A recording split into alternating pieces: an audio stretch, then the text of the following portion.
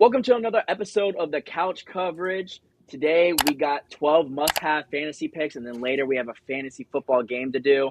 Today we got Shane, Jarrell, Kevin, and me, myself, Zach. Shane, go ahead and kick it off for us today. Let's change it up a little bit. You go ahead and start. Who do we got for our first must-have fantasy player? Okay, my first pick on this is I have to go with Drake London. I mean, he's such a dynamic player, and last year, if you look at him, he did really good last year. He had 100 receptions, almost 1,300 yards. He was a wide receiver 5 in most PPR formats. Um, he had 24 red zone targets.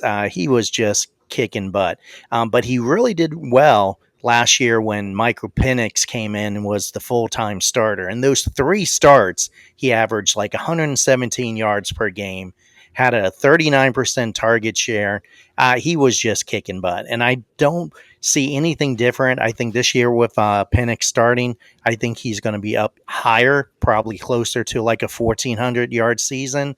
And I know in a lot of his ADP is not too bad. You can get, you probably can get him in the second round, uh, third round type of pick for him. Uh, I think most of them have projected a late round 2 in a 12 team PPR. So I'm going to go with Drake London. He's my pick. Good pick. Yeah, I like that. I was actually really surprised when I looked up the research for this and he was the wide receiver 5 last season. I was like, what? Drake London? I thought he even missed a few games, but I looked. I think he played the entire season, didn't he? He might have came out a game or something like that. Yeah, he did. But he's a pretty good target. He low key might be a little bit of a sleeper because he is wide receiver 5 last year. This year he's going as the wide receiver 9.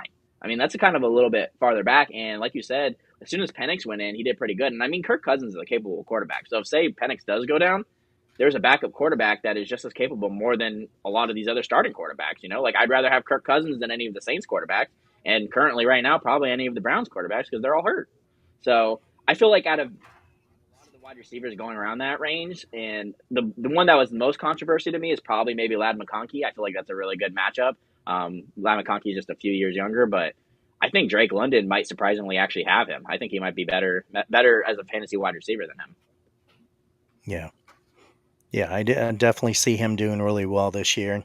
I mean, some people are taking him ahead of like AJ Brown or some of those kind of players. So I mean, he's definitely I think going to be a wide receiver 1 with the statistics are going to be up there, and with his current ADP being like 19th overall, I think he'll be a steal if somebody you can get him in a league in a late 2 or round 3. Jarrell, I saw when he said something about AJ Brown, you shook your head no. You don't think Drake London over Mm, AJ Brown? no way. I mean, I agree. He's definitely a good wide receiver. Definitely a good steal. I would say probably, he's not going to be one of the top receivers in my point. I mean, I would definitely have him on my team, but not as like a number 1 or number 2 receiver. I'd probably drop him down to 3 or 4.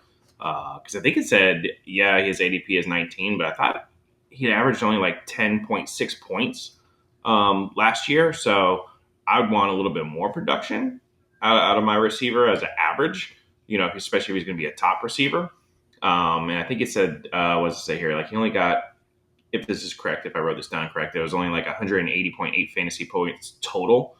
So that's still good for a receiver, but I would not put him over Brown, in my opinion. Now that you've actually said something, I actually forgot that I wrote this down. He was the wide receiver 5 last year, but in his very last game in week 18, he had 40 points.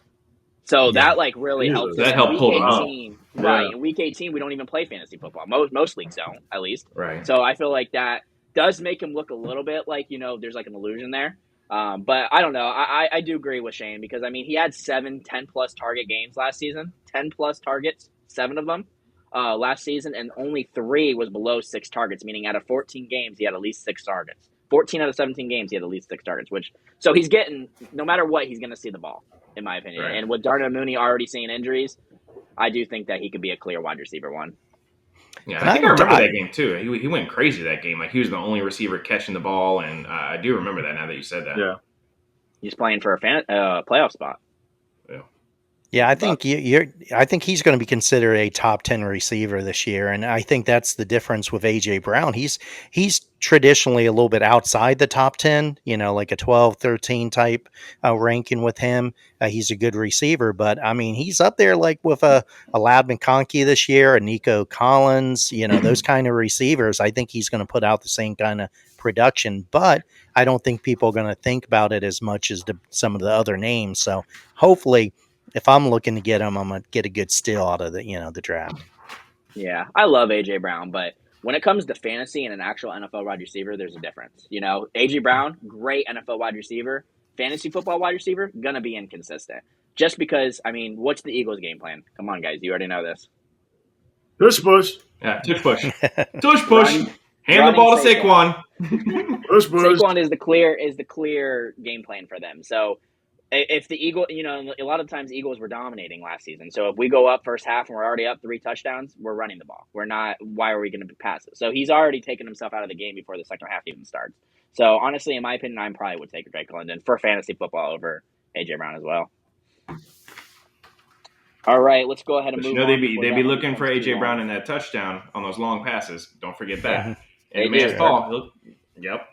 3rd and 14, we start praying, and AJ Brown answers. Yeah. Dude, Sometimes. I low-key just aura farmed. All right, Jarrell, go ahead and give us our next player. All right, man. So my top choice, I had to go with the easy one, NFL MVP, Josh Allen. You can't tell me he's not going to be on the minds of those top 2 or 3 people drafted if they can't get a top running back or a top receiver. He's got to be your number 1 QB you go for. Last year, I think he ranked QB 1 or 2. It said his ADP is, although I guess his ADP is 22 to 23 overall. So it's probably because everybody's rushing to get those running backs and running backs and wide receivers off the board first. But when it comes to the quarterback, quarterback 2 in points per game, 12 rushing touchdowns. That's double. You get points for rushing and you get points for the touchdown. So, and he's a mobile quarterback. I mean, hell, last year he passed the ball, came back to him, and he scored. So I wonder how many points he guys got on that play alone. Yeah, that's a fantastic easy pick. I mean, if you draft Josh Allen, so for me, it's a little too early to draft a quarterback, any quarterback, even as good as Josh Allen is. And I do believe he is the best quarterback in fantasy football right now. But I think he looks like he's a late round second pick, which is actually a little later than last year. I think last year he was an early second pick, sometimes late first.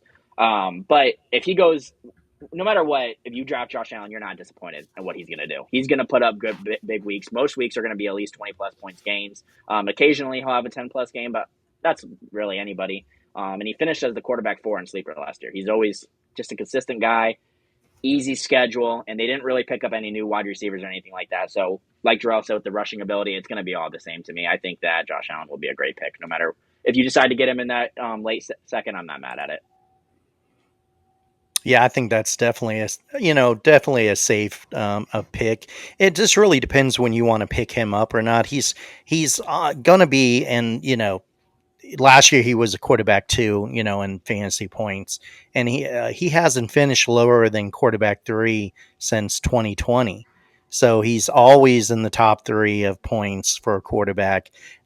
Pretty easy pick, I think. It just depends. Do you want to go with a quarterback in the early rounds that he's probably going to require you to go early to get him, where a lot of people may want to wait till a later round, till at least 4th or even 8th round to pick a quarterback and get the value. If you don't want to wait, you're going to have to get him in like the 2nd round, and it's somebody you're going to have to, take the hit on, but he's definitely a safe pick. Yeah. Now I got a quick question for you. So, okay, imagine this, right? So you got a 14-person fantasy league. Okay. Say you got picked 10 or 11. Okay. You're screwed. All the top running backs are off the field. All the top wide receivers are off the board. So then you either go for, you're trying to pull maybe a lucky number 1 wide receiver or running back, because I don't know, every time we're drafting, at least when we're in there, by the time it gets down to those later picks, you're like, crap, all the like really good guys that I want to get that are going to score me those higher points on a consistently are gone and off the board. you're later in the round, which means the second round you're going to come up earlier. So do you take your chance for Allen at that time, knowing that he's going to be very consistent and scoring the points all the time? I would, especially if I got a late pick. Everybody hates getting a late pick. You want those early picks. Yeah, that's the thing. That's the thing about him. Like, he's going to produce. So any of those other wide receivers, like you said, besides injury, if he goes down with an injury, but that's any player. But Josh Allen is going to produce. You take a shot at any of those wide receivers around there, like Garrett Wilson, for example. You don't know what he's going to do, especially with a new team, Justin Fields. Josh Allen, you do know he's going to go. So if you really don't know where to pick around there and you want more of a safer option, I think that Josh Allen isn't a terrible pick. My opinion, I probably would stay away from it because I think there's other quarterbacks you can get later on. Like, I would even be okay with Baker Mayfield, who looks like he's like a 5th or 6th round pick, who's slinging the ball every single game. So, but again, that's all preference because I think that I might be willing to take a shot on one of those wide receivers. And obviously, there's different strategies to fantasy football. Yeah. Yeah, it's always tough, and I think with fantasy football, it really just depends what the flow is. And I mean, we always talk about what we want to pick, what the ADP is, but if like Jarrell said, if the 8 people in front of you picked all receivers, that's going to sort of determine what you do. And if people pick a lot of quarterbacks, people start running, So if all of a sudden your players are picking 3 or 4 quarterbacks the first round, you may decide, okay, do I need to get somebody a little quicker or not, or do I want to jump on the players that are still left? So it really depends what happens. I personally, like I said myself, I wouldn't want to get a quarterback before the 4th round, to be honest. That's about the earliest I want to go because I think there's enough value out there in players. Now this year, Michael Penix might be a really good pick. He'll be a late round. Golf, you can get him a little later. You got people like Justin Fields and Bryce Young that might do really well this year. I would wait, before I do that. But you can't go wrong with somebody like him where it's a steady points every week, Yeah. Kevin, you're not into Penix or Goff, man? I saw you shaking your head every time you mention them. What's wrong with Penix and Goff? No one's gonna pick them. They Falcons are trash. Baker Mayfield and Lamar Jackson are the best 2 quarterbacks in fantasy. Oh my gosh. Brothers, lazy. Those ADPs are so far away from each other too. Like, we just went from Jared Goff to Lamar Jackson. Like, Lamar Jackson's not like a 3rd round pick. And he's putting Baker Mayfield up there with Lamar Jackson. Right. What? Did you see the fantasy on the same level. Come on, buddy. I could see Kevin doing Baker Mayfield if he had the first pick, just taking him, just because he's a Bucs player. Like, I gotta take him. Number 1 pick overall, Baker Mayfield. Kind of like someone else that did Mike Evans last year for his first pick. Ooh. Didn't he win though? He did win. He fucking did win. Yes, you're right. You're right. Terrible example. I ruined your point. Yeah. We'll X that out. How do we let that happen? How do we let bro pick Mike Evans with his first pick in the first round? He still won. He's an elite wide receiver. Come on, man. He picked like 3 rookies in a row too, and they like all worked out. It was like Malik Neighbors, Lad McConkey. Like, dude got so lucky. I know he beat me in the championships. I know. Smart guy. Remember how long too he was like so mediocre, and then that second half of the season, all his rookies started popping off, and he was like unbeatable. Unbeatable, yeah, it was crazy. Yeah, I remember the season when I traded off Mike Evans the season before. That was the whole way I lost that season. I should have never traded him off. So yeah, sometimes you make those mistakes and you make good picks. Yeah, sometimes you never trade any Bucs players. Speaking of Bucs players, I think I'm next, and I think a lot of people undrafted him last year. He went undrafted last year. He was in the free agents for a little bit. He didn't play too much in the first half. Bucky Irving, he was a rookie last year, but second half of the year, he did pretty good. He had 1,100 yards, rushing yards. He had 47 receptions. He was targeted a lot by Baker Mayfield. So I say if he plays the whole season, he might be one of the top running backs. We're playing half the season, the 17th ranked player and the 9th running back in fantasy right now. He's not really injury prone. He's starting right now for the Bucs, so that's another plus. His ADP is about like 10 to 20 range. Probably follow second round. Points per game projections, like 202 points for the whole season, 15 points average last season. So about like a 15-point average this season, maybe more since he's starting more. Yeah, I just think he's a good player. A lot of people slept on him. I slept on him last year. I regret it. I was gonna pick him up, and then he got snatched like right when I about to pick him up. It's kind of a regret for me, but this year I'm gonna pick him first round. First round overall, I'm picking him. Oh, I don't wow. care. First round round. I like that. I like that choice. I agree with you. He's definitely a good back. I think I read that he actually had like the 6th most missed tackles as well last year. So that's crazy, and always that will help add to the extra yards. Very electric on the field. I'm glad he actually took over for White. I think he is a better back than White. So I agree. I don't know if I'd pick him as high as you as like one of the top quarter or running backs, but I wouldn't do first round. But I mean, I would pick him up if he was there on the board for sure. And he's not really that injury prone. The only thing last year was his shin and his shoulders, but that was like really when he was getting played a lot. I think this year is going to be better. He has better conditioning. Yeah. I think the biggest thing for me with Bucky Irvin is a lot of times that he is a late second round pick right now. And every time I do I'm mock drafting and I'm like 1 through 4. So I come back as a late second round. I draft Bucky Irvin every single time in all my mock drafts because he just falls there. And I'm not saying that would do it for everyone's draft. With our league, we have so many Bucks fans, he'll probably go a little bit earlier. But he's also a receiving back. Did you guys see that like crazy catch he had the other day in practice where he did like a wheel route or a fly route and he had like a diving catch and brought it in? I think we're gonna see more Bucky Irvin this season than we did last season because you got to think they had the 3-headed monster that they called it, that Todd Bowles called it, the 3-headed monster with Sean Tucker, Rachaad White, and I feel like Rachaad White was getting like weird carries. You'd get 10 carries for 26 yards when Bucky Irvin has like 8 for 70. You know what I mean? So I do think they're going to feed Bucky Irvin the rock a little bit more. Second half of the season, like Kevin said, after week 10, he had at least 10 carries and 2 catches in every single game. I love to see the consistency like that. And I think he's due to get more. I think I could see him very well getting close to 15 carries a game with 3 or 4 targets. And he's young. He's only 23 years old. Yeah, I remember he cost me a couple games too. He cost me a couple games last season in the later season too because I remember screaming at the TV like, "Put White back in! White's the damn starter! Stop!" And he just kept running the ball, and I lost the game. I was so convinced because I went to the preseason game. I think it was the Bucks and Dolphins, and Rachaad White was having like a pretty good preseason start. Like he didn't play that long, but he played, and I was like, "Oh yeah, Rachaad White's going to be a good fantasy pick." I didn't get him in any leagues, and I'm so glad I didn't because he was trash. Yeah, I think that's the unknown with Bucky this year is that, White and Tucker's going to be there again. And I think, there's a possibility White is going to play better this year because I think he got embarrassed last year. He lost the job. And I wouldn't pick up White in any of them. I would definitely go, with Bucky. But like you said, I don't think I would do what Kevin did. I'm not going to pick up Bucky in the first round. If he's available in the second round, I think he's definitely an option for the second round. First round, no, there's too many other running backs that most likely are be there, especially if you're in a PPR league.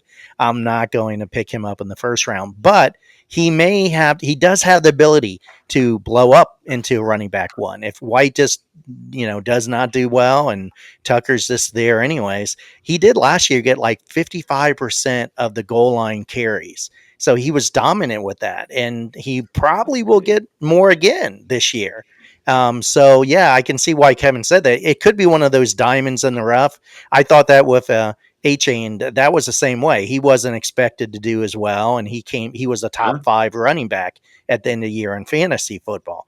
So I could see Bucky doing that kind of stuff. He could pop up into the top 5, or he could be at least a top 15 running back. That's why I think round 2 would be where I would pick him up, but he's definitely going to be good. He was probably the best waiver wire / undrafted free agent for fantasy football. You know what I mean? Name another one that was better than waiver wire wise. I mean, you got so much value on him picking him off after week 1 or week 3 or whatever you decided to take him. All right, we will move on from the Bucks player there as that one's getting a little long. Now it is my turn. I went ahead and I selected, of course, a Cincinnati Bengal. I love Cincinnati Bengals players because that offense is so electric. Chase Brown. He's not getting talked about enough, I feel like. I've seen a few things where he'll get mentioned, but I don't think he's one of my favorite players in fantasy football right now. Now, he is a little pricey. He is an early third-round pick. So a lot of people are not liking that and think that he maybe needs to drop a little bit more. But honestly, I'm willing to take him, especially if you look around the area. Really, the only person that's really around that area is Kyren Williams. And if I had to put both of them, I love Kyren. I'm a Kyren believer, but I would think I'd rather go with Chase Brown. And here's why. Chase Brown is a PPR back. He is basically another wide receiver as a running back. I know he's a small guy, but he gets a lot of the work on the ground and he gets a lot of the work in the air. Last season, he only had 2 games with under 3 targets and only 1 game out of the entire season with under 2 catches. So this man is getting at least 2 catches a game and at least 3 targets a game. That is so much opportunity for a Cincinnati Bengals running back, especially when your quarterback is Joe Burrow. He finished last season as a running back 10, which is a running back 1, and he's being drafted as a running back 11 right now, so he's going really around his area. So if you really don't like the third-round pick, he fits the description of it. He didn't start last season as a starter, so it took him a little bit to get in there, mostly because Zach Moss. But when Zach Moss went down, he really took a chance of his opportunity. First 5 games was under 40% snap percentage, and then week 9 he had an 80% snap percentage. So obviously he earned his spot. Week 4, when he really got the starting role, he at least had 10 carries a game where he averaged 18.3 points per game. 18.3 points per game. 5 of those were 20-plus point games, and 2 of them were 19-plus points a game. That means 17 out of the 13 games that he was basically the starter, he had at least 19 points.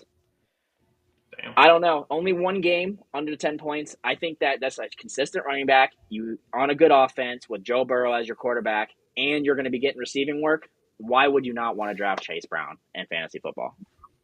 He's very similar to Bucky Irvin, actually. Yeah, He earned his spot. I think he's going to be running back number 1 for the Bengals next year. I really do. And you can get him a whole round cheaper than Bucky Irvin. So Bucky Irvin is a late second. Well, all right, not a whole round cheaper, but he's a little cheaper. You know what I mean? Like you could, if you wanted to go wide receiver with that second pick that you had, and then it comes back, like say you have the 102, you come back, you skip on Bucky, someone else takes him, and now you're at the 3rd round, you can take Chase Brown there. And it's like Kevin said, he's a very similar player.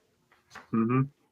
I love Chase Brown. I think he's an excellent player. And unfortunately, I wish I could just say nothing because I want you guys, I play fantasy football. I don't want you guys to know I want him. But yeah, I mean, he's such an electric player. I mean, I think he's right there with like a Bucky Irving, a A-Chain.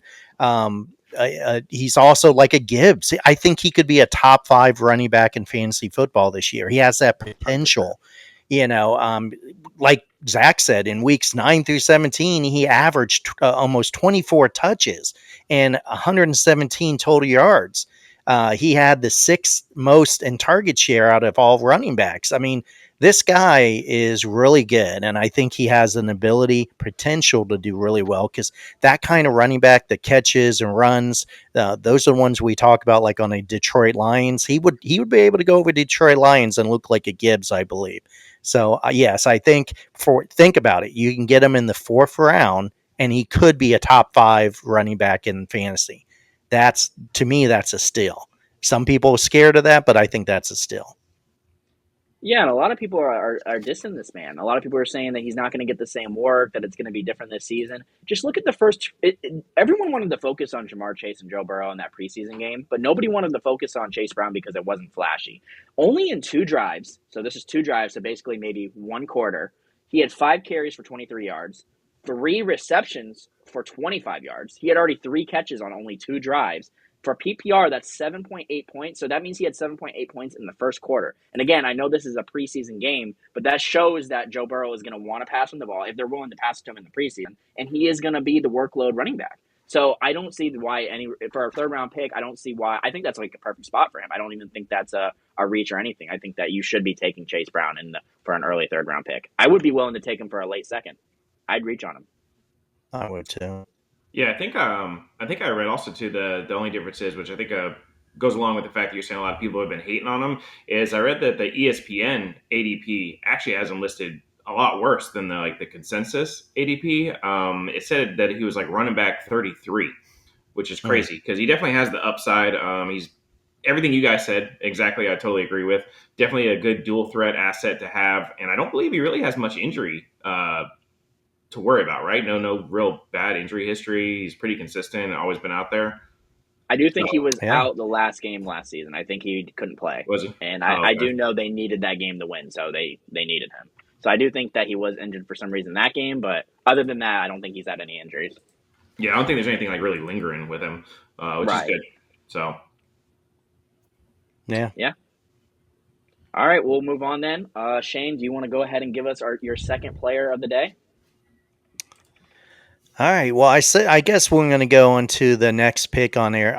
Let's talk about JSN. I mean, JSN is he's definitely another one that I expect to break out. He's a wide receiver 15 projection, but he just does not. Metcalf is gone now. Lockett is aging. He's so I think he's going to be the true number one over there. They love him. He's a favorite target. I don't see him, doing bad this year, and definitely I think his number is going to go up. So I would pick him definitely with where he's falling right now. It's just JSN is somebody I think that's a top 10 type of receiver that some people may skip over for some other flashy names, but I definitely like him. What do you guys think? I totally agree. I definitely like him for sure out there. He's definitely consistent. He's a reliable fantasy asset. I think I saw that he averaged like 9 points per game last year, 6 touchdowns. I feel like he's only going to get better. They got Sam Darnold over there now throwing to him. I mean, let's look what he did last year in Minnesota. As long as he can continue with that magic over there in Seattle, I don't see why not. He can't be the next like dual or long ball threat. I honestly kind of disagree with you guys. I think he'd be a good flex wide receiver. I don't really think he'd be like a good starting wide receiver though. For fantasy, he just I'm doesn't actually put with. Go ahead. points. He just doesn't produce points, like enough points to be starting core of your team. I actually agree with Kevin on this one. I think I am a little out on him. I do think that I would disagree with him. He is a good wide receiver, and I think that Yeah, he could definitely produce as a wide receiver yeah. one. But I think there's too many red flags. I think new quarterback, DK and Lockett's gone, so he's going to have to be real. I know he's had wide receiver one games before, but he's going to have to be really the wide receiver one, which won't bother him too much as he is a slot receiver. So he's not going to be lining up on the side, really taking the corner one every single game. Like he won't be versing a lot of Patrick Surtains unless that's the game plan for it. But I don't know where he's going in the draft. He is another third round pick, and there's just other players that are around there that I like the one I just talked about, Chase Brown. So like if I had to pass on Chase Brown to be able to get JSN, I don't think I'd be making that move, and I think I would be willing to just get a wide receiver later on the draft and probably pick a running back in that area. Yeah, just remember what happened last time. You didn't believe in Sam Darnold. Okay, I'm just going to put that out there. Okay. Yeah, I think Sam, no matter if they win or lose, I think he's going to throw a lot. I know they're talking about, they may have more of a run focus offense, and that's true. That's where JSN numbers could be hit a little bit there if that happens, but I don't see it. I think he's going to throw a lot to him. I think he's going to be the favorite target out there. Like you said, he's one of those that you may have another option depending on what you have selected, if you need a running back or not. But I think right now he's outside the top 10. I think he's got the potential to be a top 10 receiver in fantasy. So I would definitely look at him where he's falling right now is definitely a good possibility, but you can get others, but I think Sam's going to throw to him a lot. My pick. Yeah, Gotcha. not bad. I think if he ends up falling a little bit, like if I have an early fourth round pick, maybe I'd be willing to take him. If I'm on the opposite side of the board, where not because like I said, around like where he is going right now, Jonathan Taylor, Josh Jacobs, Kyron Williams, Chase Brown are kind of the running backs that are in the area. Now, some of the like Jonathan Taylor's a little bit earlier, and Chase Brown's probably the closest. But those are going to be the running backs that would either fall or reach around JSN. And like for example, would you guys rather have Jonathan Taylor or Jackson Smith-Njigba? Well, I guess it depends Taylor. if you're in a And then would you PPR guys rather league or have Josh standard. Jacobs or JSN? Well, it depends. Jacobs. If you're talking about Seattle in general, they don't have a real good history of running the ball when they should. So that you might want to go with JSN. True, that's true. Yeah, I think it just really depends on, if you're in a PPR league or a standard league, the receivers have a lot of value. with the the injuries running backs get and stuff like that. So I mean, it just depends. Yeah, I can understand the fear. Any of the receivers at that level. I mean, I'm potentially not going to skip over a good running back like Chase Brown for an AJ Brown or somebody, or even a Marvin Harrison Jr. who hasn't proven himself this year, but they're up in that same category, same placement. And they're probably going to get picked up around the same place. So, yeah, they're in that range where if a good running back comes up, you may have to decide. But again, it depends what type of league you're in. Gotcha. All right, now it's time for Go Pack Go. Got it? I couldn't do this list without my boy Josh Jacobs. Okay, listen here. He had 23 goal line carries last season. That was a league high. Yeah, screw you, Bucks fan. Anyways, he's number 18 as the ADP. It says he averaged 17.2 points per game. He was our workhorse. He's going to be our workhorse this year. There's just no option without taking him. Yeah, Okay. that's glazing honestly, a little bit. I knew he was going to say that. I know Little that glazing. everyone's going to say Glazing. he And I was would being a definitely little pick him biased. over Bucky Irving. Easy. Oh, that one's spicy. That one's close. That's actually a good one. I would say that Josh Jacobs is a good running back, and he is right. He's not even glazing here. He really did end up finished as the running back 6, it says on Sleeper, according to Sleeper, and he's projected as the running back 9. So you were drafting, technically compared to last year, you're drafting him a little bit lower. I honestly think that he should have been higher than 6. I think that the only reason that he was the running back 6 last year instead of breaking that top 5 is because he was on a new team. And the reason why I say this is because if you look at his first 9 games, he averaged 14.5 PPR points a game. All right? They hit the bye week. They come back. Then the last 8 games, and he averages 20.5 points per game. That's a whole 5-point difference of just after the bye week. So I really do think he just needed to get settled. The Packers needed to know what the game plan was. And I'm not too impressed with the Packers wide receivers. I'm sorry, Drew. I don't mean to put some hate on you. But Matthew Golden doesn't have me convinced. And I don't think a lot of the other wide receivers do, and they're a lot banged up. So I think the game plan is going to be a lot to go back to Josh Jacobs. So I'd be willing to take a second-round pick on him just because of that knowledge in redrafts. Yeah, and dude, it's no hate. That's exactly why he got in the position he did last season, is because we don't have a wide receiver 1. We don't have a main guy that we can guarantee that will be there, that's a big threat, that overall, and I'm sad to say because it's my team, that the league's scared of. You got, Love, injured thumb right now, coming off the surgery. They said he's going to be ready to go for the season, but, he made his own mistakes last year. Yes, he's still growing. I know he's going to be great when we get there, but that's why Josh Jacobs, he's just going to pound the rock. That's all he's going to do. So he's my running back 1 for sure. Crazy. Yeah, I think. Go ahead. Well, sorry, I was saying just for me. I mean, I like Josh Jacobs. I can understand some people balking at the second round cost of him because I mean, is he already at his? I mean, at the floor instead of having a ceiling. He is a 3 down back, and I think they will use him. But I think he's going to have competition with Marshawn Lloyd over there and stuff this year. So. With the beat up, depends if Green Bay's healthy. Like I said, if they can move the ball a little bit more, and because if they have to just rely on the defenses will shut him down more. So I do think he's going to have good statistics and good points. Again, I don't know. I would they have him above. I almost sort of hope people pick him over Chase Brown and stuff. I'd rather have Chase Brown and Jacobs myself, but. I do think he's going to do well this year. If Jacobs and Brown came to me and I had to make that choice, I would really struggle. That's a hard one to me. That is really a hard one. I wouldn't. I don't know. I wouldn't have any problem. Well, we know you wouldn't. A crazy fact about Josh Jacobs, though, is that, and this could be even just maybe like a little off track, but even sports betting wise, if we wanted to look into it, because I feel like every year there's a running back that has a streak of touchdowns. From week 11 on, including the wild card game, he scored at least a touchdown in every single one of those games. So maybe going on his anytime touchdown next season, this upcoming season, and maybe putting a little bit of money and doubling it every time for a little while might be the move. Yeah, if they keep him. The only thing that's wrong with Josh Jacobs is his team. His team is trash. You're actually not wrong. Ouch. Yeah, I mean, I mean, if they continue giving him the ball, I mean, I looked at it. They were 6th in carries and 5th in the red zone touches for him. If they do that again, he's going to definitely earn those points. It just really depends if Green Bay can do that again this year. Yeah, and they probably will, to be honest.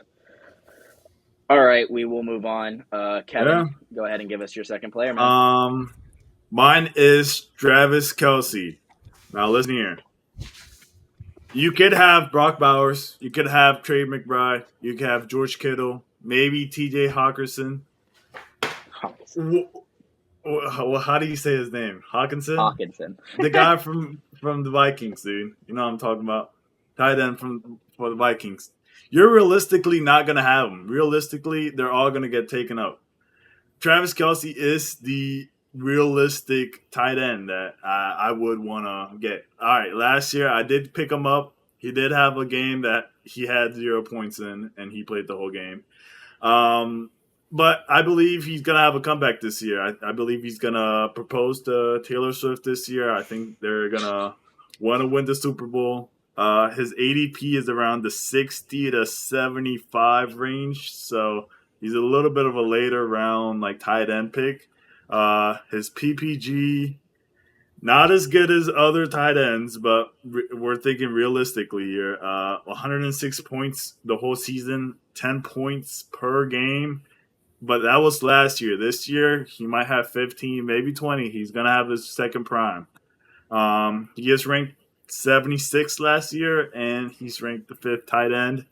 Yeah, I think he's gonna be good this year. I'd rather pick him over Kyle Pitts and Mark Andrews. Sounds like you just described a trash can. That's what it sounds like to me. I'm just being realistically because I would rather have Brock Bowers, but you're probably not going to get him just depending on your draft spot. He's very pricey. I'd rather have George Kittle, but Travis Kelce just seems realistic, A lot of people are going to look over him. No, there's a lot of good points you make there. Yeah, you're definitely right. This is the cheapest Travis Kelce, probably besides his rookie season, has ever been for a tight end. You know what I mean? He's never been a 6th-round pick, really, besides probably his first, maybe second season. So if you are, and he did still finish as the 5th best tight end in PPR last year on Sleeper. So it's not like he did.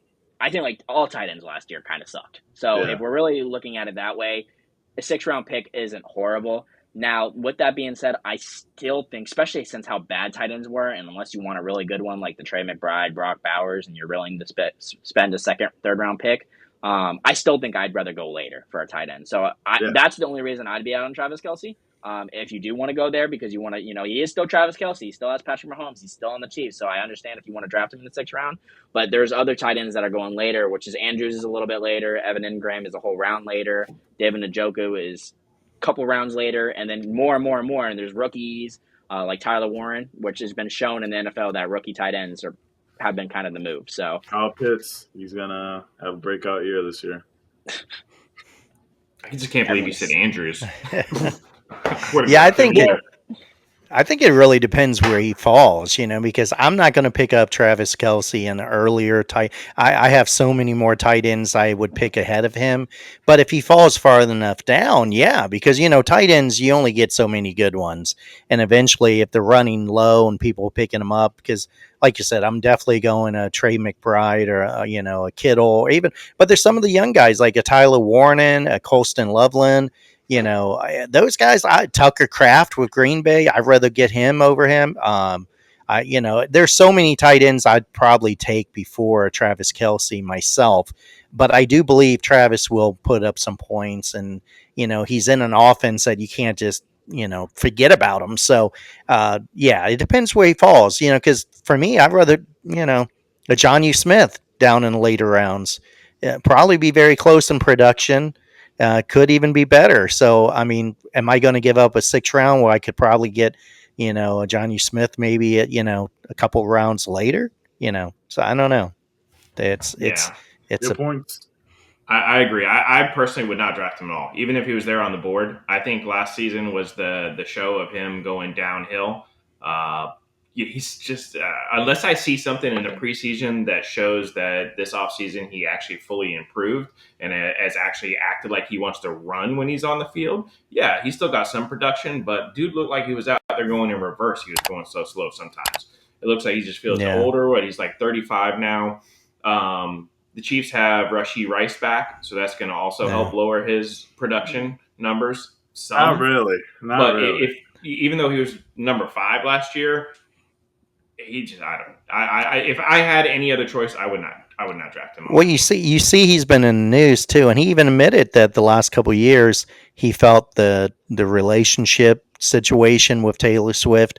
Nothing against her; it's just about him being more involved in, like, he just did modeling, and he's doing TV stuff and doing the podcast stuff. He even admitted, he said he's been pulled in so many directions. He feels like it has affected him, and I think that's not going to get any better. She's releasing a new album. They're involved with so many things. I think he's happy. Podcast. Yeah, she was just on his podcast. I think he's happy in love, but I think it's pulling him away from football, and he's close to retiring. So he's like, I think he's half in, half out. Well, that could be a good thing. Remember, if they win the Super Bowl this year, he's proposing. 100%. He's proposing. In the stage, it's all right. You gotta say it's a little bit staged. So I feel like if he goes to the Super Bowl, bro, he's gonna have the. That's what everybody said this last Super Bowl, and the Eagles killed him. So he had to shove that ring right back into his pocket. That's right. Exactly. Yeah. Everybody said the whole thing. Oh, look, he's going to propose this year when they beat the Eagles. This year he's hungry. He's hungry this year. He's about to get it. Belt to ass. He's hungry. That's why he was fat last season, running slow.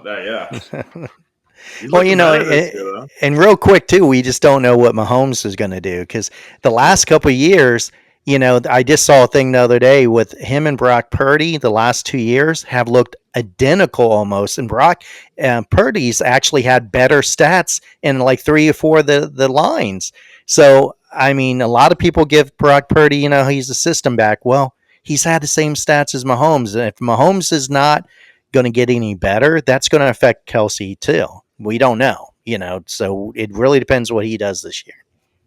Yeah, that Chiefs team is still going to be good, but that dynasty is definitely gone. There's I think so. There. Yeah, they're definitely creeping for that offensive duo. They're definitely creeping towards the end. Because even a lot of last year was really heavily defensive played by the Chiefs, in my opinion. There was a lot of games where it wasn't on the offensive side. All right, we will go ahead and move on from the Chiefs and Travis Kelce talk. I will go ahead with my second pick. I went ahead and went with Jakobi Meyers. Now, I know I picked him for the betting, but I feel like this is a little bit different. I have some little bit of different takes to go with him here. So, Jakobi Meyers, interesting enough, was actually the wide receiver 21, which makes him a low-end wide receiver 2 in a 12-man league. The ADP actually has him as the 84th pick, which is like at the beginning of the 7th round pick, which I feel like is pretty cheap. Projected to be the wide receiver 39 after he just finished off at 21. Now, this isn't one of the sexier picks where I'm saying, hey, Jakobi Meyers is going to win you your league. I'm saying if you want a cheaper wide receiver in the 7th round pick, like by now you should already have 2 wide receivers for your starting if you're in a 3-man, maybe even 3 wide receivers. This could be automatically on your bench or a flex player that gets you low-end wide receiver 2 numbers. Now, he did this with quarterbacks last season. Have in mind, he was the wide receiver 21 with Gardner Minshew, Aiden O'Connell, and Desmond Ridder. Not one of those quarterbacks threw for 10 touchdowns on the season. So, to me, he is kind of a heavy sleeper. Everyone's a little bit scared that his targets and stuff might get taken by Brock Bowers and stuff. I mean, he still had 129 here compared to his 152. So, 129 targets is plenty for a season. But just have in mind who is his quarterback. It is Geno Smith. Geno Smith slings the ball. He's always throwing it. And people are a little scared that they might go into more of the run game with Ashton Jeanty. Guess who Geno Smith's head coach is? It's Pete Carroll. Pete Carroll. Exactly. In 2023, also his head coach, by the way, 499 pass attempts, 323 completions, 3,600 yards, 20 touchdowns. 2022, same head coach here, by the way, 572 pass attempts, 399 completions, 4,200 yards, and 30 touchdowns. So there is plenty to go around if they're throwing the ball. Myers last season only had 4 touchdowns. He did slightly break over 1,000 yards, but he only had 4 touchdowns. I know everyone's thinking that's a little low, but to me, there's room to progress because I don't think that he would be able to get 4 touchdowns again. I think that he will actually get an increased role here where he'll get probably around like the 5 to 7 range. So I think that I'm not saying this is going to be a wide receiver one. I'm not saying Jacoby Myers is going to be your best pick of your draft. I just think he's going to be the sleeper pick that can help you get an actual wide receiver one that you're paying in the 7th round for, which is beautiful to me. Yeah. And Raiders don't really have a hard schedule. When you like really look at it, have a harder schedule at the end of the season, but beginning of the season they have a pretty easy schedule. You know, it's probably going to target it a lot. Now I'm a big Geno Smith fan, so I loved him in Seattle. I think he'll do great in the Raiders, so I'm not worried in reference to that aspect about trying to get him the ball. My concern is, didn't Chip Kelly go over there? Isn't Chip Kelly there as well? And he's a big run. He's a big run guy. So I think that will take away from his attempts, passing to him, especially with the new running back coming in. I actually saw that too, and I was looking, and I went to go look it up. He's actually closer to like about 50-50 than more than you think in the pass run game. Now he has slightly in the past gone a little bit to the run game, but it's not like by a much difference. Like it'd be like 55-45. I'm not saying those are the exact numbers, but that's what I was seeing like by year basis. So it was actually close. Everyone for some reason says like he's so run heavy, and I don't know, maybe we're just thinking of his college years when he was a college head coach. But when he was in the NFL, however, he was definitely more closer to the 50-50 range.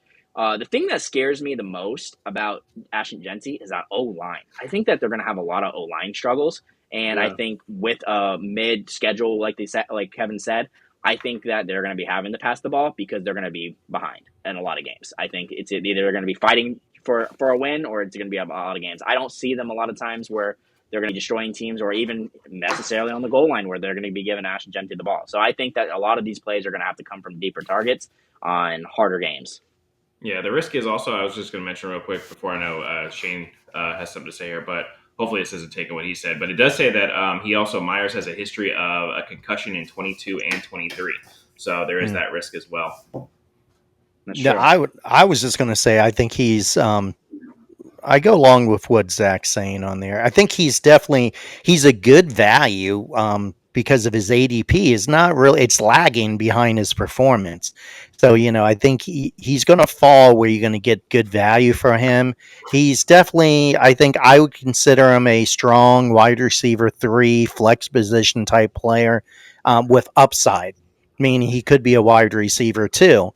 And being that you're going to get him lower than he's probably really worth, that's a good value pick. And Myers, with that team, like you said, I think Geno Smith's going to do pretty good this year. They're probably going to try to rely on the passing because I think the line is not very good. I know that everyone's watching what the running back's going to do, but I think they're going to be trying to throw, and I think he's a good value pick. I think he'll be a really consistent player too. So like if you wanted it, like a safer option, I would more say. So like if, for example, you took like a Tyreek Hill early on, which is like a pick that you're looking for boom games. You know what I mean? You're looking for like those 30+ point games with Tyreek Hill, and you draft Jacoby Myers later. I feel like it kind of saves you a little bit. Like now you have a more consistent player. And once again, I'm gonna say for the third time, I'm not saying Jacoby Myers is like a wide receiver 1 on your fantasy squad. I am not nowhere saying that. I just think that he has very good value. For being good value for when he's going to be available. Exactly. Sure. Yeah, he's not one of those he's probably not going to start all the time because he's one of those players that one week he's going to get 5 points, 8 points, and then another week he's going to get 14, 22 points. He's one of those that bounces up and down, and you probably going to start him on a bye week or when somebody's hurt or something like that. But good value for that because he has the potential to get you 22 points. So that's how I look at it. 100%. All good sayings on that. All right, let's go ahead and move on away from the Raiders here. We will go ahead and continue on to our third player each now. Shane, who is your third and final player that you picked for must-have? All right, I'm going with Amarian Hampton with the Chargers. He's the rookie. He's a running back 15 right now. I do think he's going to be a strong player for the running back 1 on that team. He's probably going to be used more and more as the season goes on. Definitely depending on the other running back situation. But I think he's going to be a strong performer where you can get him. I think he's one of the rookie running backs that's in a good position to have. They got a good line and they got a good team on, especially an offensive team that just can move the ball like that. I think he's going to earn that spot. So I think where he's falling in ADP and stuff, I think it'd be a great pick, and I would look to get him. What do you guys think? I would say no, damn it, because I'm big on Najee Harris. The man went out there. He had the job as number one, and then he had to go be an idiot and hurt himself. So if he loses it, then yes, 100% on Hampton. But I don't know. Harris is an idiot. I'm just going to leave it there. I think Harris will be more of an effect for like the first half of the season. I think that once all rookies need a little bit of time to, get developed and get settled into their team. So I think Najee Harris will be more of a bother for the first half of the season. But if I'm being honest, I'm not really bothered by Najee at all. I think Omari Hampton is a first-round pick. They drafted him in the first round. They used their first round on him. That means they are going to use this running back. And he is around the fourth round for fantasy. That is a little early, I would say, for a rookie running back. I feel like every year I draft somebody this early for rookies, it always bites me in the ass. So I do feel like this would, for me, be more of a fun pick. So I would be willing to more take Omari Hampton maybe in like non-money leagues more than anything. But I think I still take a shot in some money leagues if he fell a little bit, and I think he's going to be a very fun player to watch, and I definitely think he's going to get the workload. And he's on a good team. I'm really in on the Chargers. I love what Harbaugh's doing over there with Justin Herbert and what weapons they've got, building that O-line and trying to work on that defense. So I'm totally in on Omari Hampton. I like the pick. Yeah, I think what Jarrell said too, Najee Harris, I mean, getting himself injured and stuff was the worst thing. He's an older back, needed to get out there and just sort of win the position and take it, and I think you got this young running back who's I would pick in any kind of dynasty league. He's one of those I'd pick up. He has the pedigree to be a three down running back. He's I do believe, like you said, by midseason, he's just going to be number one. For the Chargers. And I think Najee Harris will siphon some in the first part of the season, but I don't think he will be able to keep the rookie from taking over. Yeah, I agree. I do think it's going to be clear. I think Jarrell's a little biased because of that Saquon Barkley trade. And I think he wants Najee Harris to do good, but I think he's hearing everyone out, and he's like, "Crap, I probably should." I know. I'm actually looking. I'm looking in our. I'm looking if Hampton's available right now. Because Shane made some good points there. Funny enough, actually, in my dynasty leagues, because I've been wanting him so bad, I actually had the fourth in a startup league. I had the fourth pick, and some guy had the second. I offered him to swap picks with me, so I'd get the second, and he'd get the fourth, and I'd give him a first-round pick, nothing else. So he gets a free first-round pick if he just moves 2 spots back. He denied it. I was like, all right, whatever, respectable. The draft came. The dude drafted Luther Burden, who is like a late first-round pick. If he would have swapped with me, he could have still got Luther Burden, and I could have got my Omari Hampton. But he chose that, I'm going to take Luther Burden with the second overall on the rookie draft. Yeah, that's the problem. Well, I don't know if you guys look at some of the ADP and stuff. The only problem with Hampton is he's probably going to go quick. Because I was like looking at Fantasy Pros and a few of them right now. They got him ahead of like Bucky and Breece Hall and even Jonathan Taylor. They have Hampton up there. So he may just be gone before you're willing to give up the pick, and of course, if he ends up being good. But yeah, like Kevin, he's not going to take him over Bucky. So, but they do have him ADP wise. I think if Ashton Jeanty wasn't in this NFL draft, he would have easily been the top running back for this draft. Omari Hampton would. Sure. I think he got a little undermined because of that. When Omari Hampton actually had pretty good numbers. All right, we'll go ahead and move away from the rookie from UNC. Jarrell, give us your last player. All right, man. My last player is ex-Miami Dolphin tight end Jonnu Smith. New team with the Pittsburgh Steelers, new quarterback, competition with another good tight end. But I still think he's got a high value, at least in my opinion, which I probably am a little biased because he won a lot of my fantasy games for me last year. And that could have just been because he was on Miami and they were using him to death. So I would still pick him up if he was available. He ended, his current ADP is currently around like tight end 12 or 13. He finished last season tight end 4, averaged about 13.1 points per game. I know he's definitely got some competition over there, but he reunited with offensive coach Arthur Smith. If they can get going, and from what I'm seeing in preseason, Rodgers is doing a lot of checkdowns. That could be big for him. He's doing the under route, dropping off into the flats. Rodgers can't find someone downfield, dumping the ball off to him. Points go up. Dude, Arthur Smith, he loves Jonnu Smith. He loves him. I mean, when they were over in the Falcons, remember how many times Calvin's been glazing Kyle Pitts the entire time. Everyone wanted Kyle Pitts, and dude was like, oh, we're in the red zone? Let's toss it to Jonnu Smith. And now he had went out of his way to put him into a trade so he can get him. DK Metcalf is really the only other weapon. I see Jonnu Smith as the second target in that offense. So I wouldn't mind taking him. He's around seventh round pick. I wouldn't even mind taking him if I want to take a tight end that early. He would be one of the guys that I'd be willing to take a shot on, especially after finishing with tight end 4 last year on Sleeper. Yeah. Now they do have Pat Freiermuth. Is that how you say it, or how do you say his last name? Freiermuth? Freiermuth. I'm out on him, dude. He's had his chance, and he hasn't showed anything. I think, don't get me wrong, he will be a pest, and I'm not saying Jonnu Smith is going to be the most consistent tight end in the world, but most of them aren't unless you're getting the Brock Bowers, Trey McBride, George Kittle. Right. Kind of which obviously they brought Smith in for a reason. So, and they clearly need him. Yeah. Shane, you were going to say something about that? I would say, I like him for what he did with the Dolphins, of course, and I like him as a player. I do believe it's really depending on what round you're going to get him, and that's where the debate would come in. And I guess I'll ask each one of them, what round would be the earliest you would draft him? I would draft him no earlier than probably 10 myself. I wouldn't draft him at all. 10? Wow, that's far from me. Yeah. I would say, well, obviously, kind of like we said before, it really depends on what the board looks like, right? I mean, what players that are gone, who's running for what do you have to get, what do you already have on your team? I'd say probably the earliest I would go 4 or 5, depending on what was on that board. 4 or 5? I would definitely pick him over Travis Kelce.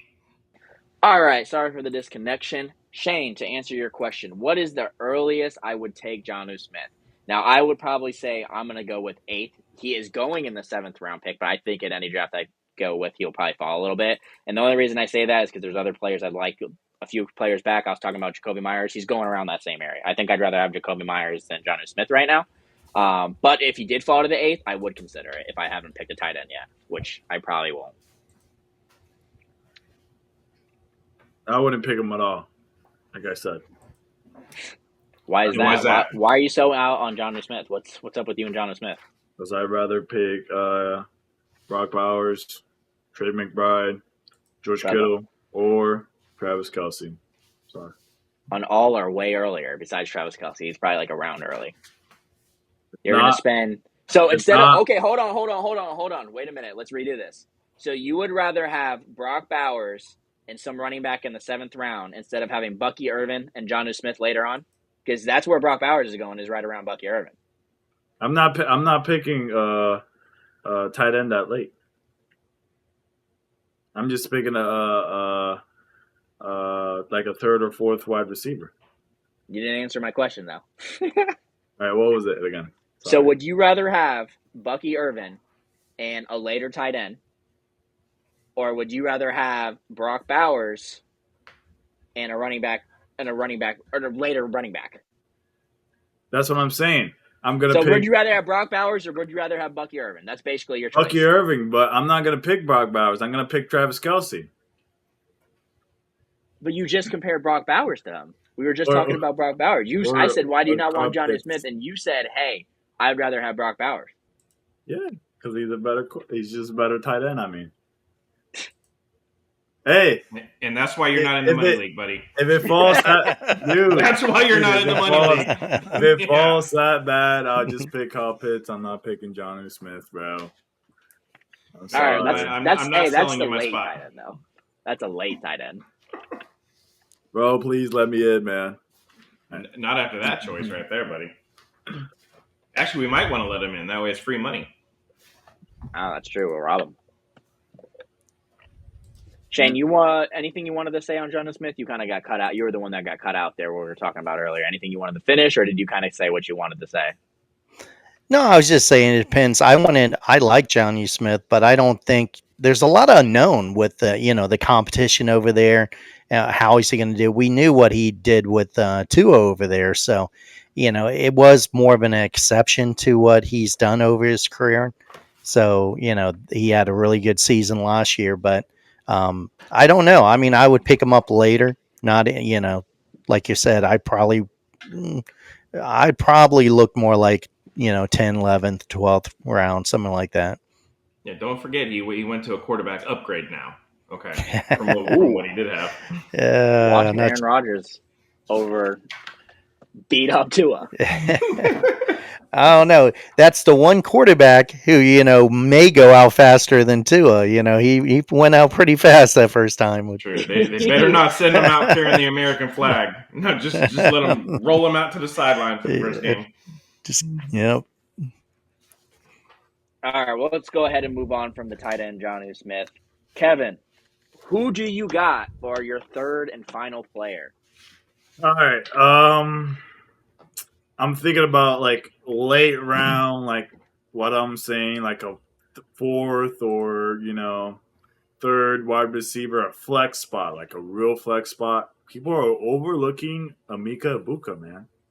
I mean, like he is a rookie. Have you seen his preseason game, his training camp, him in Ohio State? He is amazing. And with Chris Godwin out, not out, but like very injury prone, like he might go out first couple games. He might be a wide receiver too with Mike Evans here in a little bit in the first couple games. He's a rookie though. He is gonna fall down. His ADP is at like around 117, around there, 117, 120. But he is predicted to be or PPG to be 90 in the 90 range. He's pretty good. I think you can't count him out as a wide receiver, especially with Baker Mayfield. He likes to target his wide receivers like Mike Evans, Chris Godwin. And if Chris Godwin is out like last season, he's going to get a lot of targets. A lot of stuff. Did you say his points per game is supposed to be around 90? No, like predicted. No. I mean, no, like not 9. No, I mean like for the whole year. Oh, okay. I was going to say, man, if he's going to get 90 points a game, I'm definitely drafting him first round. Oh, no, my bad. I misspoke. But no, I'll be like, Mike Evans isn't getting that 1,000 yards this season, buddy. Only 90 points for the season would be pretty bad, though. If that was his production, but he's a rookie. Terrible. But that's considering he's a rookie and he's a wide receiver, like maybe 3 or 4. Because they have a pretty stacked wide receiver core. I'm just saying, like, think about what if Mike Evans and Chris Godwin went out that last season. If he's a wide receiver, then he'd be pretty good with Baker Mayfield. He'd do pretty good points. You just got to think about it that way. He's not a core wide receiver for your fantasy team, but he'd be a good backup, like wide receiver 4, maybe a 3. Yeah, I think he has a lot of potential. I like the guy. I think, with the, if Mike Evans and Godwin stay healthy, yeah, it's going to make him a little harder for him to get the, the fantasy points that you want. But I have a feeling with the chemistry that it seems to have already with Baker Mayfield, I know it's only training camp and preseason so far, but I think with Chris Godwin very typically getting hurt, people going to be double teaming Evans like they normally do. I see some people think that Egbuka might have the most receptions out of anybody on the team this year. And that's a big prediction right there because, Mike Evans, he's good. But I like this guy. And I think if you're in a dynasty league, you better scoop him up. I think, be patient maybe, but I have a feeling he's going to get going this year. And I think I think you have to pick him later on, obviously. He's not going to be an early pick. But if he's around somewhere around there, I'm going to get him, because I think he's going to come in this season and produce. But definitely a dynasty pick, in my opinion. I predict him going wide receiver 1 for the Bucs in the future. I really do. Yeah, see, I don't think, After- in my opinion, I don't think he's going to show that production rate that's going to be valuable for fantasy till probably year 2 or 3. Uh, I know they're saying that he's going to get a lot of targets. I'd see the only reason he's going to get that is if Chris Godwin does go out hurt. I think him and Evans are going to be the main receivers, and then you got Bucky Irvin, who Kevin is so highly on over there. That I think he's going to get the ball a lot, a lot of production, a lot of running.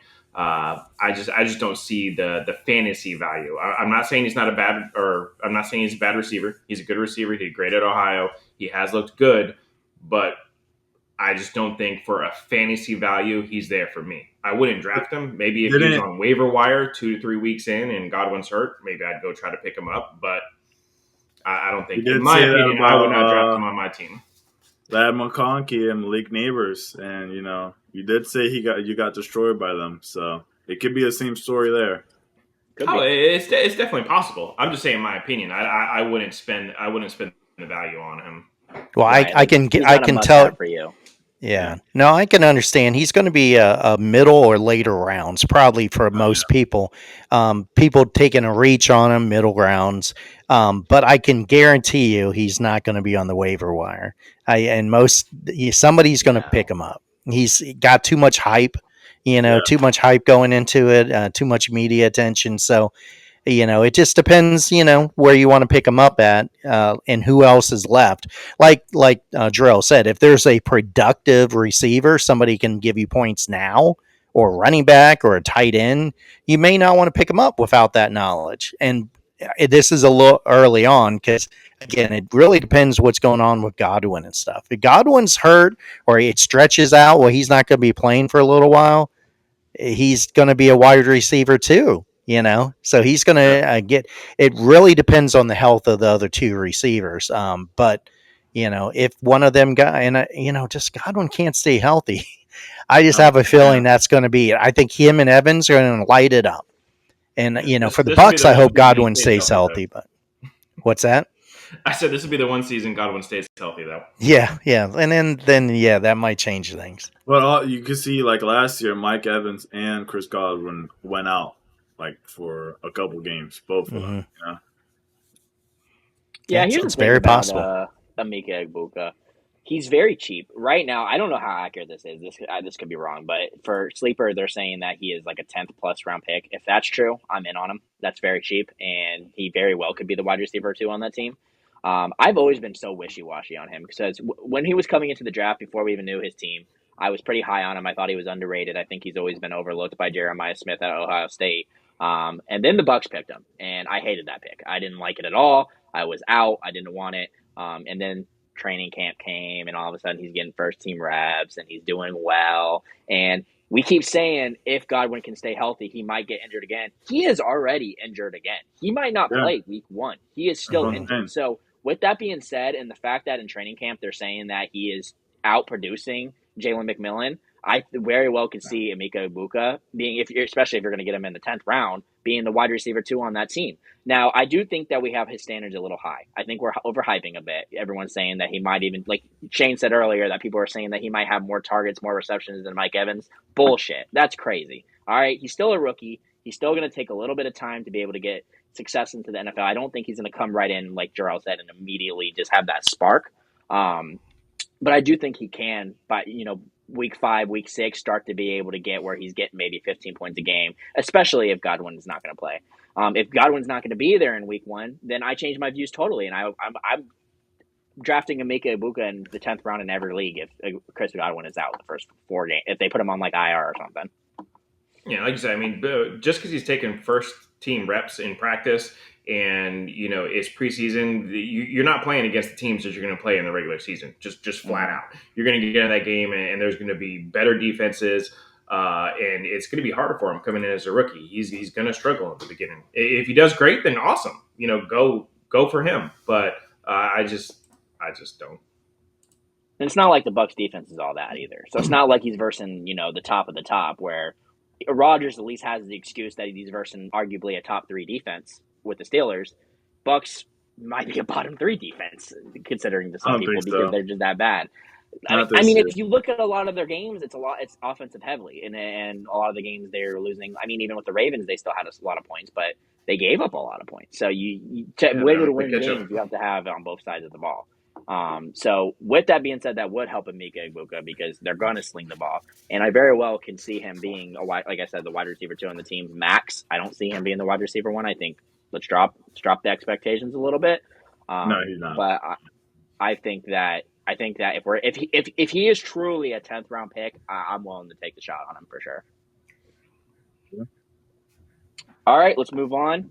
We are going to go to not only my last pick, but all of their last picks. This will be the end of this segment. For my last player, I'm going to round it out with a quarterback, actually. Now, I went ahead and I selected C.J. Stroud. Now, this is another one of these picks where this is a good value pick. And let me just show you my vision here. One of my favorite stacks of this draft is Nico Collins and C.J. Stroud. Nico Collins is going to probably be a end of the first round, beginning of the second round pick. So that's going to be your wide receiver 1. Now, for here on out, all the way up at the bottom of the draft, C.J. Stroud is going at round 10. His ADP is at 127 right now. That is so late for just a couple years ago. We were hyping up C.J. Stroud like we're hyping up Jaden Daniels this season. I don't know why we forgot that because, look at the Texans last year. They were so banged up. Nico Collins, Joe Mixon, Tank Dell, all those players went out. I even think Dalton Schultz missed a few games. So all of his weapons, Stephon Diggs, he tore his ACL. And they beat the Chargers in the playoffs, so banged up. And I think even with they got new players. They drafted Jaden Higgins. They drafted Jalen Noel. Both of those, that's a second and third round pick. So it's not like they fell too far in the draft. And they even picked up Christian Kirk. So I do think they have a lot of depth now at wide receiver. Their O-line is still probably a little bit of a struggle. But C.J. Stroud is still that dude. I don't know why we're drafting him in the 10th round. I think he should be going earlier. So that is one of the guys that one of the quarterbacks that I would be drafting late, and that might not even be your quarterback 1. You might have already taken a quarterback, and this is now your quarterback 2, and now you have 2 good quarterbacks that you can play in depending on what the matchup is. And if you look at just this upcoming season, he has 11 out of his 17 games that he's versing teams with bottom 15 teams that given up passing touchdowns. So last year, of the bottom 15 teams that gave up passing touchdowns, 11 of them he has to verse this season. So he could very well be slinging the ball where he's throwing where he's going back to where he's throwing 3 touchdowns a game, 2 touchdowns a game instead of struggling. And they were really heavily relied on their defense last season. I think there's going to be change. I think what he did last season was an all-time low, and I think that he can only progress from that. I agree with you. Yeah. He's an underrated quarterback. I feel like this year will be his year. I think it is. There's value in where he's probably going to fall, and I think that's what Zach was keying in on because, he's set up. He could get back into being a top 12 quarterback, and that's something you got to think about because you're going to get him a lot cheaper than that. But he does, his line's supposedly retold. He has Christian Kirk over there, Jaden Higgins. They got some quality players around him that he gives him the capability to bounce back, where you would look at it. And so I would pick him up if it's, he does fall down where they're saying he's going to fall because the value has a lot of upside, and upside I like in fantasy picks. But I'm not going to select him as a top 12 quarterback right off the bat. I think that's a risky move. But I do see what Zach says. I think he has that potential, and where his ADP is right now, that could be a steal. He's going around where like Dak Prescott is. You know what I mean? Like Dak Prescott is the quarterback usually you pick up as your quarterback 2, and then you're putting him in when he has favorable matchups. Like if the Cowboys are versing the Giants, then you're throwing him in. And that's another. I actually even picked Dak because you pick CeeDee Lamb in the first round, and to be able to match your quarterback, you're picking Dak in the 10th. It's literally the same thing for Nico. You're picking him in the late first, early second, and then in the 10th round, you're getting your wide receiver 1. You're getting the quarterback in the 10th round. Just think about that. Your wide receiver 1, you're getting his quarterback in the 10th round. So there's so much upside, and there's such a good duo stack, I feel like, for a quarterback that just 2 years ago we were saying is going to be the future of the NFL. Yeah. Yeah. Thank you guys for watching 12 must-have players. That is going to be the end of the video. Let us know what you guys think. And let us know who's your favorite player, who picked the best out of the 3. out of the 4, I mean. And make sure you guys like, subscribe, follow all of our social medias. We'll have it right here on the screen. Enjoy.